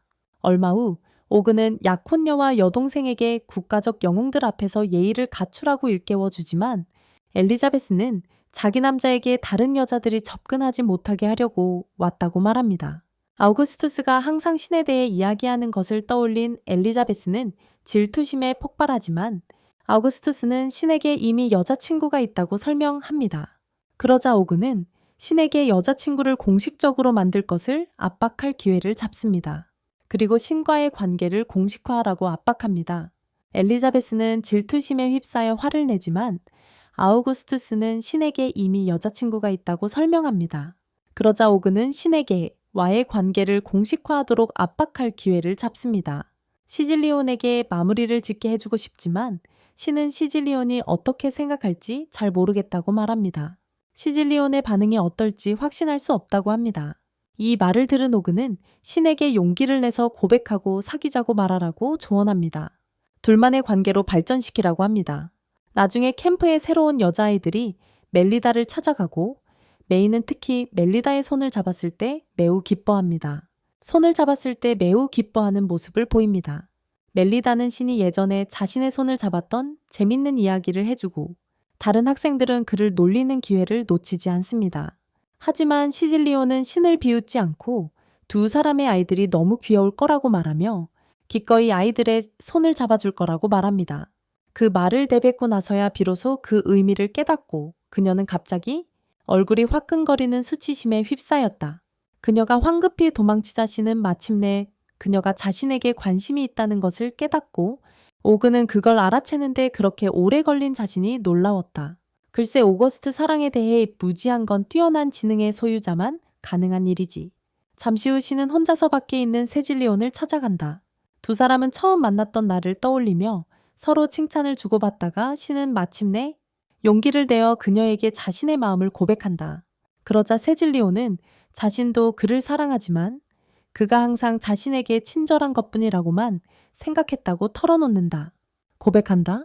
둘은 잠시만의 시간을 가지려 하지만 모두가 그들의 대화를 엿듣고 있었던 것이 드러나면서 금세 방해받습니다. 바로 그때 신은 자신과 세질리온이 이제 공식적으로 사귀는 사이라고 자신있게 선언합니다. 하지만 오그는 그들이 여전히 훈련 캠프 중이며 거대한 전쟁을 준비하고 있다는 점을 상기시키며 분위기를 깨뜨립니다. 그는 신에게 새로운 관계에 정신이 팔리지 않기를 바란다고 말하지만 신은 오거스트가 자신에게 세질리온과 진지하게 만나라고 격려했었다고 지적합니다. 그리고 이를 진지하게 만들라고 다음날 신은 해변에서 특별 훈련을 고집합니다. 그는 배구 게임에 참여하게 될 거라고 설명합니다. 규칙은 간단합니다. 마법은 공에만 사용할 수 있으며 게임이 시작되자 이 사람들이 전쟁을 준비하고 있다는 것이 분명해집니다. 게임이 매우 치열해서 아줄라와 엠버 아일랜드 분위기를 풍깁니다. 멀린이 그들을 지켜보면서 그는 그들에게 제대로 훈련하는 방법에 대한 조언을 무작위로 해주면서 게임도 함께합니다. 그날 밤 늦게 그룹은 어거스트가 그의 약혼자 엘리자베스를 어떻게 만났는지 이야기하는데 마리아는 아직 인생의 사랑을 찾지 못했다며 한탄합니다. 하지만 멜리다가 도착하면서 그들의 잠자리 이야기는 갑자기 중단됩니다. 모두 숨어서 자는 척하지만 그녀는 결국 그를 찾아내 늘 하던 대로 꾸중을 한다. 다음날 아침 신은 세질리온에게 아침을 같이 먹으러 가자고 하지만 그녀는 먼저 부탁을 한다. 세질리온은 그를 그녀의 부모님 집으로 데려가 아버지 세실과 어머니 일레인을 만나게 해준다. 하지만 먼저 부탁 하나를 한다. 세질리온은 그를 그녀 부모님 댁으로 데려가 아버지 세실과 어머니 일레인을 만나게 해준다. 그들은 아버지가 출근하기 전에 꽤 이른 시간에 집에 도착하고 신은 그녀가 부모님께 자신의 관계를 알리고 싶어 한다는 것을 이해한다. 그녀가 부모님께 두 사람의 관계를 알리고 싶어 한다는 것을 알게 된다. 집안에서 그녀의 부모님은 그들이 훈련 캠프를 떠나 자신들을 만나러 왔다는 사실에 놀라고 그들의 메시지가 정말 중요할 것이라고 결론 짓는다. 훈련소를 떠나 자신들을 만나러 왔다는 사실에 놀라 그들의 메시지가 매우 중요할 것이라고 생각한다. 그러자 신은 세질리온과의 관계에 대한 허락을 구합니다. 하지만 세질리온의 아버지가 기뻐하며 그를 껴안자 놀랍니다. 세질리온의 어머니는 남자들에게 진정하라고 말하며 그녀가 귀족 출신이기 때문에 만나는 사람과 약혼해야 한다고 상기시킵니다. 신의 표정은 세질리온과 함께하기 위해 어떤 노력도 기꺼이 할 의향이 있음을 분명히 보여주며 주저없이 조건에 동의합니다. 훈련소로 돌아온 엘리자베스는 학생들이 보여주는 고급 마법에 놀랍니다. 멀리는 새로운 여자아이들이 마법 주문을 시도해 보겠냐고 묻지만 엘리자베스는 마법에 소질이 없다고 밝힙니다. 자신에게 마법 재능이 없다고 말합니다. 반면 메이는 도전해보고 뛰어난 마법 실력으로 멀린을 놀라게 해요. 아직 어린 나이임에도 불구하고요. 메이의 능력과 가능성을 본 다른 학생들은 자극을 받아 앞으로 메이에게 밀리지 않기 위해 더욱 열심히 훈련해요. 시간이 지나자 메이는 힘을 과하게 사용하여 작은 폭발을 일으켜요. 다른 학생들은 어린 공주에게 밀리기를 거부하고 메이는 그걸 보고 신 뒤에 숨는데 오거스트는 자기가 친오빠인데도 자신이 아닌 신 뒤에 숨은 것에 조금 속상해해요. 자신이 친오빠인데도 말이죠. 한편 제국에서는 스트롬이 자신의 군대가 계획대로 엄청난 진전을 보이고 있다는 소식을 받아요. 악마형 생물들이 이제는 무역상단을 공격하고 있어서 제국 전역의 도시들이 식량 부족에 시달리고 있습니다. 그 결과로 제국 전역이 식량 부족에 시달리고 있습니다. 이 소식을 접한 스트롬은 계획의 다음 단계로 넘어갈 때가 되었다고 결정합니다. 그의 계획의 다음 단계로 넘어가기로 합니다. 훈련소로 돌아온 그룹은 마법 방어막 뒤에 다시 한번 두려움에 떨며 숨고 쉬는 새로운 마법 주문을 시험해 보기로 합니다. 신은 새로운 마법 주문을 시험해 보기로 합니다.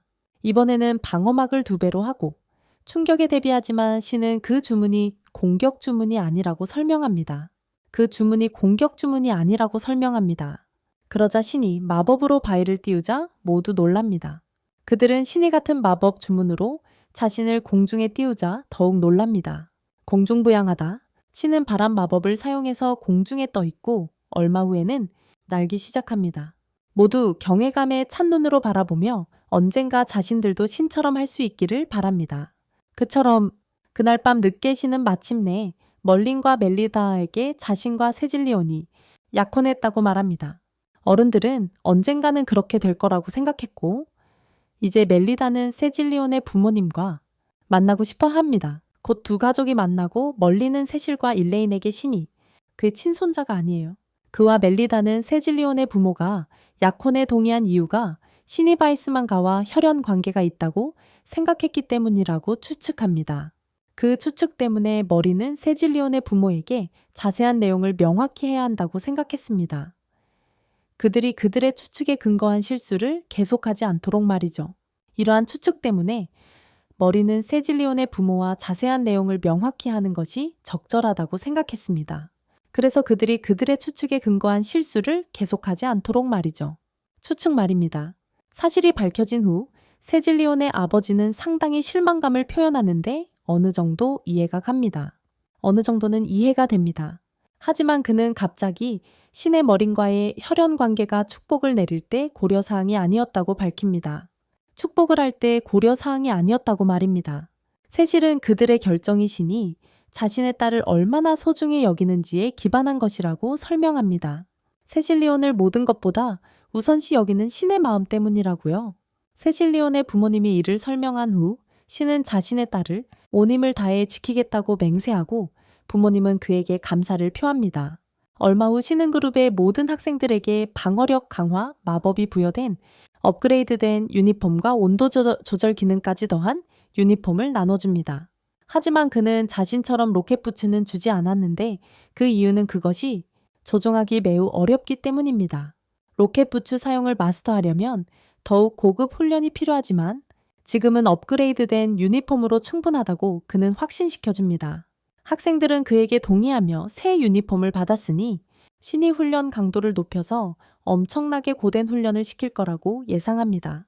그들의 예상은 적중했습니다. 신은 그들에게 앞으로 엄청난 규모의 제한급 괴물과의 전투 훈련을 하게 될 것이라고 알립니다. 학생들은 모두 순간적으로 공포에 휩싸이지만 신은 그들에게 현재 훈련과 새 유니폼을 통해 그들이 다가올 도전에 대비가 되어 있다고 확신시켜줍니다. 메이는 또다시 제외된다는 사실에 실망하지만 어거스트는 메이에게 너무 위험하고 그래서 자신들도 메이를 데려갈 수 없다고 설명하며 달래려 합니다. 그녀가 다치는 걸 원치 않아 그녀를 달래고 훈련에 더 참여하게 하기 위해 신은 그녀에게 마법 통신 장치를 주어 사냥하는 동안 그들과 이야기할 수 있게 해줍니다. 하지만 이 행동은 신이 또다시 사회를 바꿀 만한 물건을 무모하게 만들었기 때문에 멜리다를 격분시킵니다. 어휴, 그냥 가볍게 사건 전화기로 귀족 아가씨 달래는 거야. 훈련이 시작되고 신과 그의 일행이 숲속으로 들어갑니다. 그리고 얼마 지나지 않아 세실리엔이 엄청난 맹수를 감지하는데 곧 그들이 악마화된 사자라는 것을 알게 됩니다. 신은 악마화된 사자는 가장 강력하고 심지어 마귀 호랑이. 하지만 호랑이보다 훨씬 느리니까 그걸 이용해야 해. 그걸 이용해서. 그래서 자이지리에는 원거리 공격을 사용해서 마귀를 싸우는 게 가장 현명한 방법이라고 제안해. 그러자 신은 팀을 전투팀과 지원팀으로 나누고 최선을 다하라고 격려해. 그러고 나서 신은 팀을 전투팀과 지원팀으로 나누고 최선을 다하라고 격려해. 최선을 다하라고. 신의 지원을 받자 그들은 사자 마귀를 물리치겠다는 결의를 다져. 마귀를 결국 그들은 신의 기대를 저버리지 않고 마법 능력을 합쳐서 사자 요괴를 완전히 박멸하기 위한 훈련. 이후 신은 그들의 성공에 기뻐하며 지원에 집중한 팀원들이 함께 사자 요괴를 쓰러뜨린 반면 공격팀은 아마 개별적으로는 그런 업적을 달성하지 못했을 것이라고 지적한다.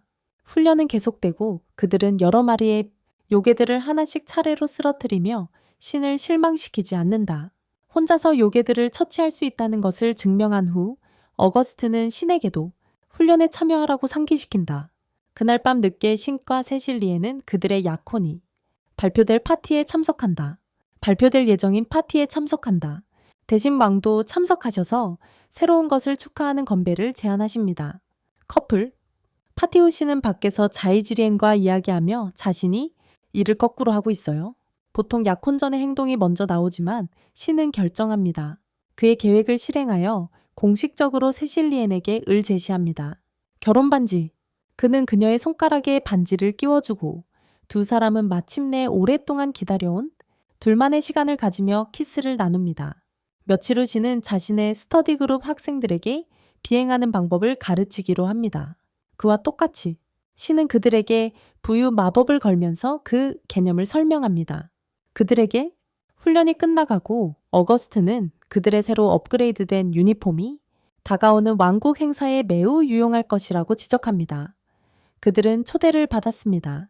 왕국에서 열리는 행사에 다른 한편 스트롬은 제국성에 앉아 모든 마을과 마을이 그의 악마들에 의해 파괴되었으니 이제 다음 단계를 생각할 때라고 설명합니다. 그의 계획에서 스트롬은 제국에 사는 평민들을 굶겨 죽일 계획을 설명합니다. 그들이 귀족들에 대한 반감을 키우는 계획이 완벽하게 성공했어.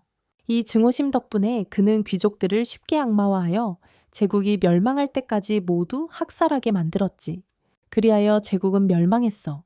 그 후 스트롬은 악마들에게 그들의 노고의 감사를 표하지만 다음에 무엇을 해야 할지 잘 모르겠다고 털어놓아. 그의 주요 목표는 제국을 전복하는 것이었기 때문에 이 소식에 일부 악마들은 화가 났어. 그들은 계속해서 난동을 부리고 싶어 했고 이웃 왕국을 약탈하는 것을 마다하지 않았거든. 주변 왕국들을 마구잡이로 파괴하는 것을 즐겼지. 하지만 스트롬은 그런 지루한 임무를 수행하는 데 관심이 없었어. 결과적으로 몇몇 악마들은 그에게 반기를 들고 스스로 길을 나서기로 했어. 놀랍게도 스트롬은 그들에게 자신의 의지를 강요하지 않았고 대신 그들을 격려했어. 그들은 떠나면서 그의 유일한 목표는 제국을 장악하는 것이었다고 다시 한번 강조하고 그 목표를 달성했으니 원한다면 악마들은 자유롭게 떠날 수 있다고 설명합니다. 이 말을 여러 번 듣고 나서야 스트롬의 조수는 마침내 그가 제국을 그토록 증오해서 파괴하기로 결심했는지 묻기로 합니다. 그녀는 또한 그가 여기서 태어났고 심지어 황제가 될 운명이었다는 점을 지적합니다. 그러자 스트롬은 자신이 항상 악마였던 것은 아니라고 설명하며 자신의 어린 시절 이야기를 들려주기로 합니다.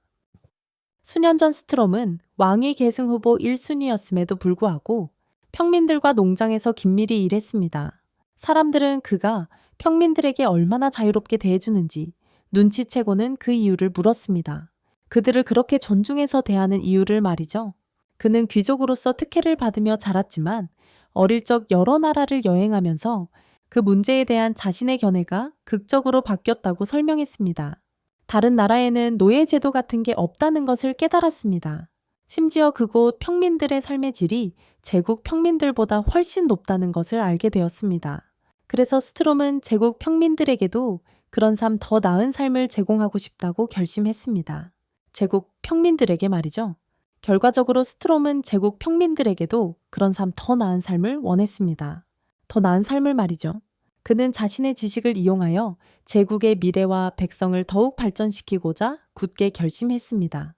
그리고 어느 날 밤늦게까지 일하던 스트롬에게는 임신 후기에 아내 아리아가 다가와 그가 너무 무리해서 건강을 해칠까봐 걱정했습니다.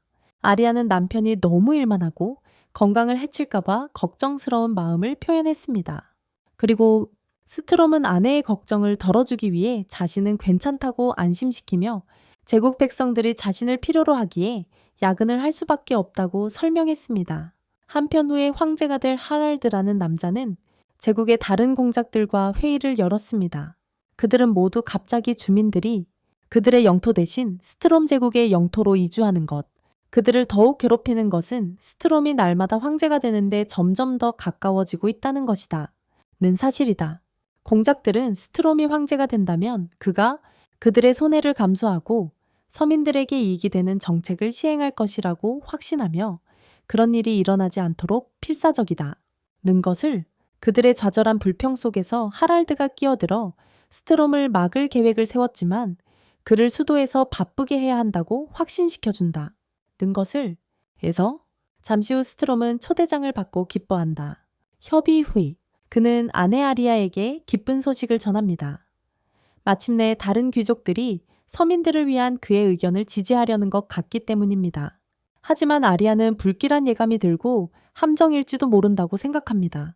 스트롬은 다시 한번 자신은 괜찮을 거라고 아리아를 안심시키며 자신이 제국에서 가장 강력한 마법사 중 한 명임을 상기시킵니다.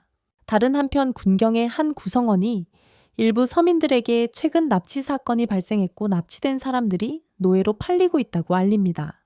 곧 납치에 대한 소문이 들불처럼 번지기 시작하고 어떤 이들은 최근 납치 사건들이 있었고 납치된 사람들이 노예로 팔리고 있다고 알립니다. 곧 납치에 대한 소문이 순식간에 퍼지고 놀랍게도 떠도는 소문들이 스트롬을 그 끔찍한 사건의 배후 인물로 지목하고 있습니다. 네, 유감스럽게도 많은 사람들이 그 소문을 믿고 심지어 스트롬이 평민들에게 유난히 친절한 이유를 설명해 준다고 말하는 사람들도 있습니다. 그래서 말이죠. 은신처에서 앞서 나왔던 경찰관이 동료와 함께 소문이 얼마나 빨리 퍼지고 아무도 진실을 알아내지 못했다는 것을 두고 웃습니다. 사실 그들은 경찰관이 아니라 스트롬이 수도를 떠나지 못하도록 고용된 사람들입니다. 알고 보니 그들은 경찰관이 아니라 스트롬이 수도를 떠나지 못하게 하려고 고용된 사람들이었습니다. 그렇군요. 다음날 가짜 경찰관들은 다시 나가서 평민들에게 자신들이 아직 납치범들을 찾지 못했습니다. 그들은 범인을 잡는데 민간인의 도움이 필요하다고 설명합니다. 책임 있는 범인들을 말이죠. 나중에 가짜 경찰관은 스트롬의 마차라고 주장하는 마차를 씁니다. 하지만 사실은 그가 모든 것을 계획한 것이었습니다. 그는 마차 뒤쪽을 열고 묶여있는 여자들을 보여주며 그들이 스트롬이 납치하여 노예로 옮기고 있는 사람들이라고 설명합니다. 소식이 빠르게 퍼지고 처음에는 소문을 믿지 않았던 평민들은 이제 스트롬이 책임자라고 생각합니다. 평민들은 이 발견에 분노하여 직접 문제를 해결하기로 합니다. 그들의 손으로 그들은 군대를 기다리지 않기로 하고 문제의 근원을 불태우기로 결정합니다. 문제의 근본 원인을 타오르는 횃불을 들고 사람들은 스트롬의 저택으로 행진합니다. 그의 임신한 아내가 있는 곳으로 그 지역이 그는 자기 집이 자기가 없는 사이에 불타고 모든 것이 잿더미가 되는 것을 보았습니다. 그 지역에 갇힌 사람들과 함께 동시에 스트롬은 마차를 타고 자신의 영지로 돌아옵니다. 사랑하는 아내에게 곧 돌아갈 것이라는 기대에 부풀어서 그는 곧 사랑하는 아내에게 돌아갈 것이라고 생각하며 기뻐했습니다. 창밖을 내다보던 스트롬은 자신의 아내가 있는 지역에 건물이 불타고 있는 것을 알아챕니다. 집이 있어야 할 자리입니다. 그는 현장으로 서둘러 갔지만 이미 너무 늦었습니다. 집이 전소되었고 그는 그저 지켜볼 수밖에 없었습니다. 아내의 시체 앞에 무릎을 꿇은 그는 비통한 심정으로 사람들이 왜 그에게 이런 짓을 했는지 묻고 그들은 그가 바로 그 납치와 노예 매매의 배후 인물이었다는 사실을 알게 되었다고 설명합니다. 하지만 그들이 어떻게 그를 알게 되었고 어떤 일들이 그들의 집을 불태우는 사건으로 이어졌는지 설명을 듣고 나서 스트롬은 진짜 군인들이 민간인의 도움을 요청하지 않는다는 사실을 깨닫고 자신이 속았다는 것을 알게 됩니다. 그는 즉시 이 모든 것이 해롤드가 꾸민 음모였다는 결론을 내립니다. 그는 즉시 그 모든 것이 해롤드의 계략이었다고 결론 지었습니다. 그가 평민들에게 자신들 또한 속았다고 설명한 후 그들은 용서를 구하기 시작하지만 이미 너무 늦었습니다. 그러자 스트롬은 수년 동안 함께했던 어리석은 평민들을 비난하며 힘을 제어하지 못하고 제국 내 모든 인간에게 복수할 것을 맹세합니다. 황제부터 귀족 심지어 그가 그토록 희생했던 평민들까지 스트롬은 아무도 그의 분노에서 벗어날 수 없을 것이라고 맹세합니다. 이야기를 마친 후 데모노이드와 스트롬의 군대는 마침내 그가 왜 제국을 파괴했는지 이해하고 그럴 수밖에 없었다고 믿습니다. 하지만 이제 그의 인생에서 가장 중요한 임무가 완료되었으니 데모노이드들은 그에게 새로운 삶의 목표가 필요하다고 생각합니다. 제스트는 스트롬의 조수인 미리아드에게 군대를 이탈한 데모노이드들과 합류하여 유어리렐싯 왕국에 대한 전쟁을 이끌고 스트롬에게 걸맞는 상대를 유인하라고 지시합니다. 그 상대는 과거 스트롬을 물리친 유일한 인물인 신 월포드입니다. 스트롬에게 걸맞는 상대를 유인하기 위해서입니다. 과거 스트롬을 패배시킨 유일한 인물이기 때문입니다. 과거에 왕국에서는 어거스트의 후계자 책봉식이 거행됩니다.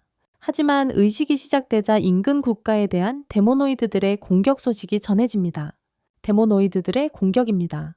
어거스트는 곧 닥칠 위협에 대처할 준비가 된 그룹이 있다고 밝히며 모든 사람을 진정시킵니다. 그 즉각적인 위협에 그는 그들에게 신이 그룹의 리더라고 알리고 신에게 사람들을 안심시키는 연설을 해달라고 부탁합니다. 민심을 안정시키는 연설을 해달라고 합니다. 어쩔 수 없이 신은 무대에 올라 데모노이드들을 물리치겠다고 맹세하며 그룹의 이름을 궁극의 마법사들로 바꿉니다. 진짜 촌스러운 이름이네. 차라리 아이스 파워레인저라고 하지 그랬어. 신은 연설을 마치며 자신의 그룹에게 하늘로 날아오르라고 신호합니다. 왕국의 국경에서 울시드 병사들은 데모노이드들이 접근하고 있음을 알리고 민간인들을 대피시키기로 결정합니다. 경비병들은 다가오는 많은 수의 데모노이드에 꽤 놀랍니다. 그래서 마법 방벽을 사용해서 공격을 막습니다. 그들은 지원군을 요청하기로 하지만 지원군이 도착하는데 며칠이 걸린다는 말을 듣고 실망합니다. 며칠이나 걸린다는 소식에 그들은 실망합니다. 다행히 신과 그의 일행은 현장으로 향하고 있으며 이미 멀지 않은 곳에 있습니다. 비행 중에 신의 일행은 새로운 이름을 가지고 놀리지만 신은 엄청난 압박감 속에서 지었던 것이라고 변명합니다. 엄청난 압박감 때문에 그렇게 짓게 되었다고 설명합니다. 곧 그들은 공격받고 있는 스웨덴 왕국에 도착하고 마리아는 드디어 데모노이드와 싸울 수 있다며 기뻐하지만 신은 그들을 물리칠 수 있을 거라고 마리아를 안심시킵니다. 적들을 물리칠 수 있을 거라고 확신시켜줍니다. 아직 공중에 있는 신은 세질리온에게 부상자 치료에 집중하라고 지시합니다. 사람들에게 말하고 다른 사람들에게 데모노이드와 싸우도록 짝을 지으라고 합니다. 적들이 무방비한 민간인들을 괴롭히기 시작하자 신과 그의 일행은 착륙하여 그들을 구하기 시작합니다. 데모노이드 중 하나가 고작 인간이 자신들을 이길 수 있다고 생각하는 신을 조롱하지만 신은 마법으로 그를 날려버립니다. 갑자기 어거스트가 사람들에게 연설을 하며 충분히 강력한 팀이 그들을 구하기 위해 왔다고 확신시켜줍니다. 그는 또한 데모노이드들에게 즉시 항복할 것을 경고하는데 그 이유는 그들 편에는 데모노이드를 죽이는 것을 즐기는 신이라는 영웅이 있기 때문입니다. 최고의 마법사들이 마침내 데모노이드와 싸우기 시작하지만 조롱을 당합니다. 그들 중 한 명이 어린 나이를 놀리자 앨리스는 화가 나서 항상 과하게 반응하기 때문에 진정하도록 만들어진다. 그녀는 집중하고 너무 무모하고 파괴적으로 행동하지 않도록 해야 하기 때문이다. 그런 상태에서 그녀의 불같은 공격은 위험하다. 앨리스가 누가 그랬는지 보려고 돌아서자 리는 자신이 물 공격을 사용해서 데모노이드도 죽였다고 설명하고 앨리스는 그것이 꽤 잔혹한 행동이었다고 인정한다. 하지만 리는 데모노이드는 더 이상 인간이 아니기 때문에 그들에게 동정심을 가져서는 안 된다고, 특히 제국 전체에 엄청난 파괴를 일으켰기 때문에 더욱 그렇다고 설명한다. 얼마 지나지 않아 그들은 또 다른 데모노이드를 만나지만 이번 것은 더 강력하고 다시 한번 앨리스의 키를 비웃습니다. 하지만 이번에는 린이 앨리스를 막지 않고 어린 마법사는 그녀의 불꽃 공격의 모든 힘을 데모노이드에게 풀어놓아 순식간에 물리칩니다.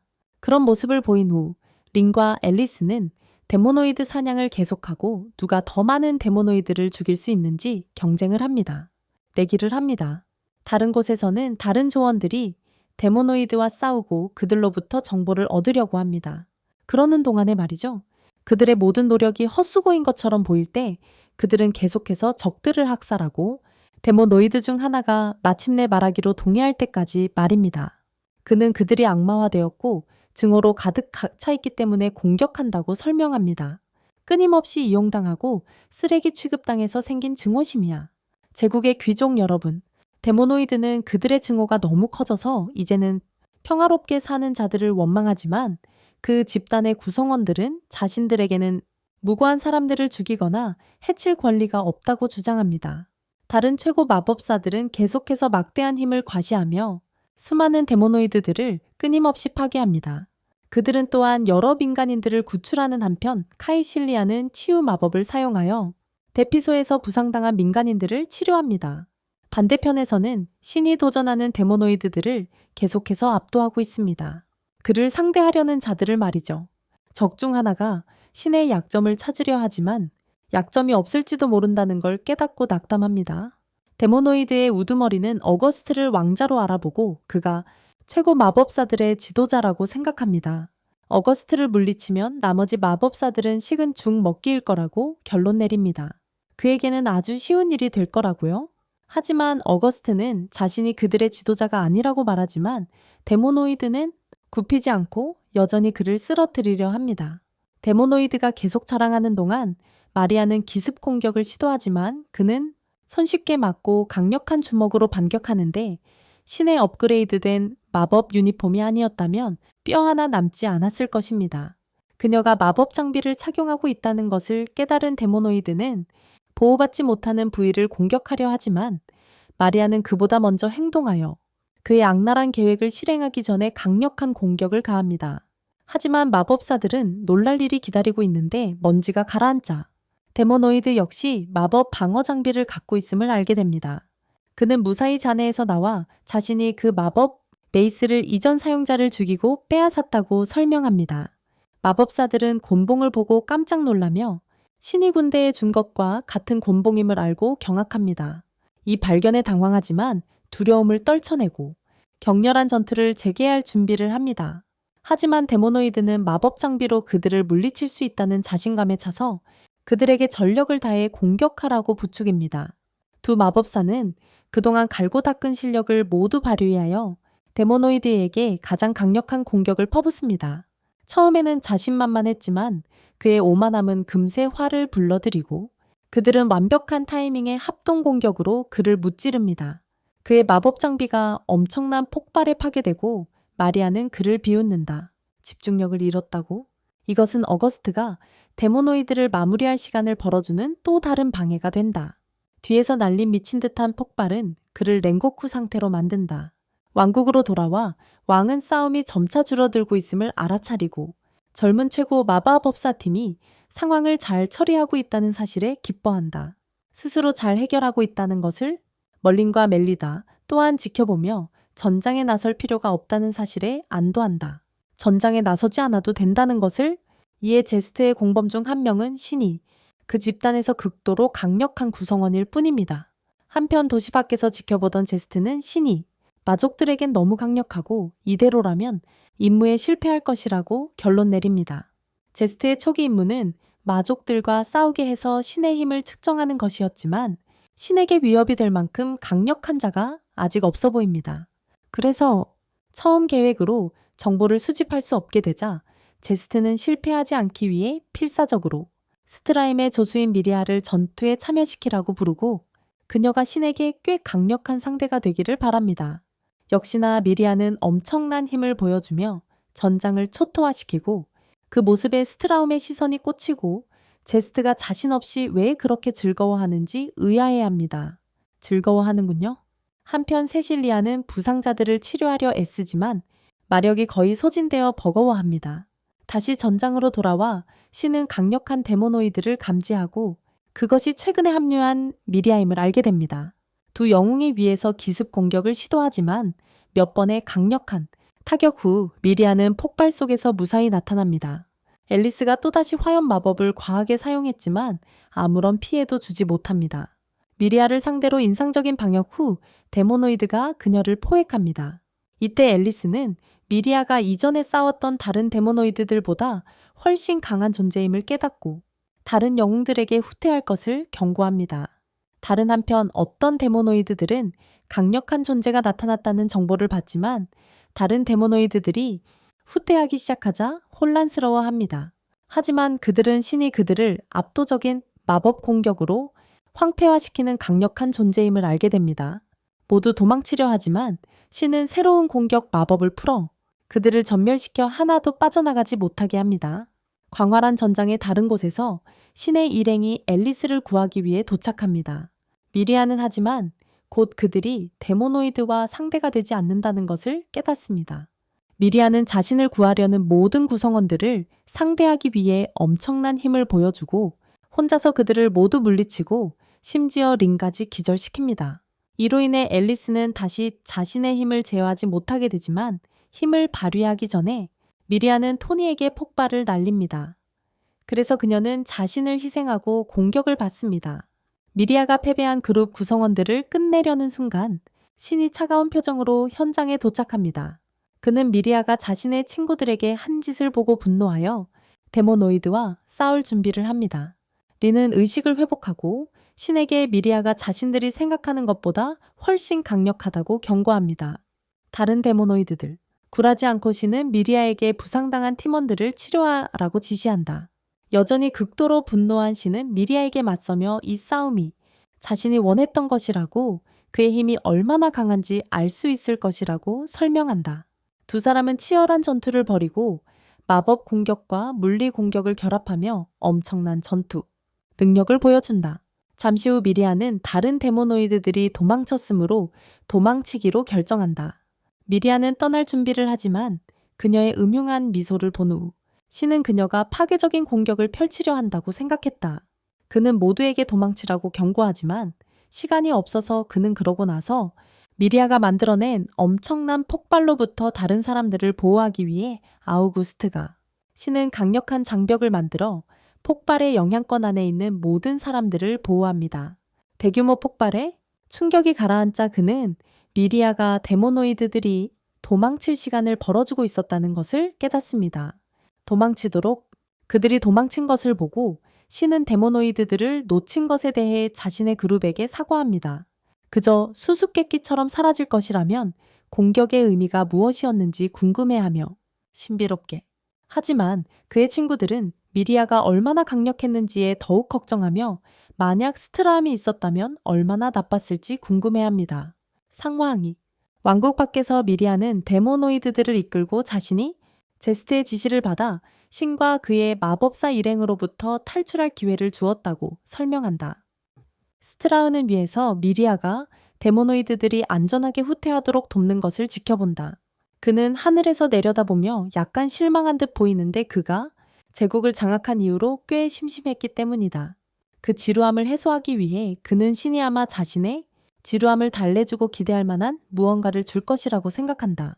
왕국 안에서 신은 부상당한 민간인들을 돌보고 있는 세질리온을 찾아간다. 그는 나머지 팀에게도 부상자 치료를 돕도록 지시하고 건물 안으로 들어간다. 건물 안쪽 깊숙한 곳에서 세질리온은 죽어가는 남자의 목숨을 자신의 치유 마법으로 구하려고 애쓰지만 그의 상처가 너무 심각해서 결국 실패한다. 이제 그녀는 옆에 슬퍼하는 여자의 눈을 바라보며 남편이 죽었다는 사실을 알려야 한다.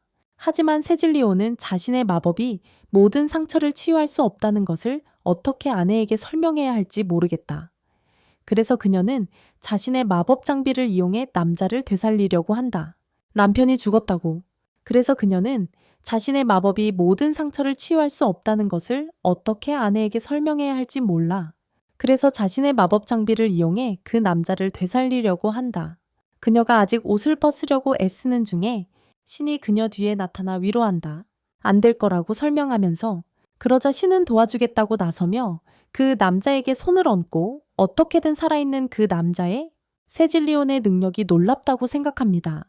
그는 치유의 복잡한 기술에 모든 집중력을 쏟고 어거스트는 멀리서 신의 엄청난 힘에 경외감을 가지고 조용히 지켜봅니다. 결국 그는 그를 치유하고 한때 죽었다고 여겨졌던 남자는 깨어납니다. 그 후 세질리온은 화가 났다며 신에게 자신의 능력은 그의 능력에 절대 비교할 수 없다고 말합니다. 그녀는 항상 그의 도움이나 구조에 의존하게 되어 무력감을 느낀다고 설명합니다. 하지만 신은 그녀를 위로하며 자신이 그 남자를 구할 수 있었던 것도 그녀 덕분이라고 말합니다. 그는 더 나아가 그 남자가 그렇게 오래 버틸 수 있었던 것도 그녀의 마법 덕분이라고 설명합니다. 그녀의 자신감을 더욱 북돋아주기 위해 신은 주변 사람들에게 그녀가 혼자서 그 남자를 구했다고 말합니다. 스위드 왕국을 구한 후 최고의 마법사들은 백성과 왕으로부터 칭찬을 받지만 어거스트는 처음에 그 공격이 유인 작전이라고 생각했지만 다른 곳에서는 이상한 사건이 발생하지 않아 당황하고 있습니다. 어디에도 기록되지 않았습니다. 왕자는 또한 신이 스트라움에게 큰 위협이 되며 확신한다고 덧붙입니다.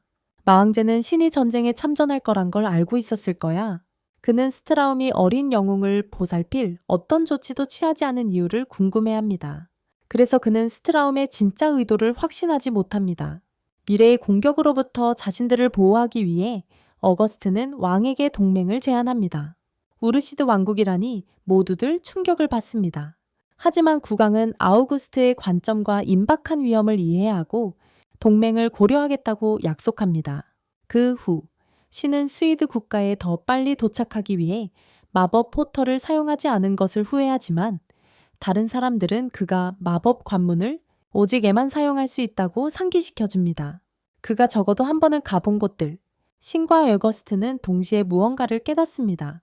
두 사람은 세계 여러 나라를 여행하면 그가 방문했던 어떤 왕국으로든 가는 문을 만들 수 있을 거라고 결론 내립니다.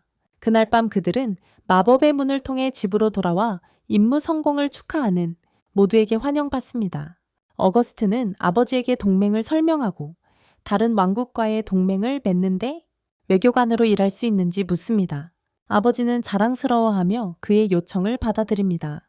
나중에 신은 어거스트와 함께 계획을 멀린과 멜리다에게 설명하고 두 사람 모두 동의합니다. 그가 세상의 왕국들을 구하기 위한 그의 임무를 수행해야 한다는 것을 어거스트의 약혼녀 엘리자베스와 그의 여동생 메이가 팀에 합류할 수 있게 되었고 얼마 후 최고의 마법사들은 출발할 준비를 마쳤습니다. 제국으로 돌아온 스트라크는 그의 군 지휘관들에게 신과 맞설 것을 경고했었다는 것을 상기시키며 그들의 전투가 꽤 재밌었다고 인정합니다. 제스트는 신이 자신의 주인에게 새로운 목적을 주었으니 감사해야 하는지 궁금해합니다. 스트라함이 미리아에게 어떤 비밀스러운 일에 대해 묻자 그녀는 나중에 피드백을 주겠다고 대답하며 배를 만집니다. 최고의 마법사들은 왕국 사람들에게 작별 인사를 하고 새로운 임무를 시작합니다. 그날 밤 늦게 멀린과 멜리다는 아이들이 없으니 얼마나 조용한지 이야기합니다. 하지만 평화는 잠시 포털이 나타나고 그룹은 그 안으로 들어갑니다. 그리고는 누가 숙소를 마련하는 것을 잊었다며 불평합니다. 멜리다는 평소처럼 화가 났지만 신은 못 본 채 하고 그들이 이 집에서 하룻밤 지낼 수 있는지 묻습니다.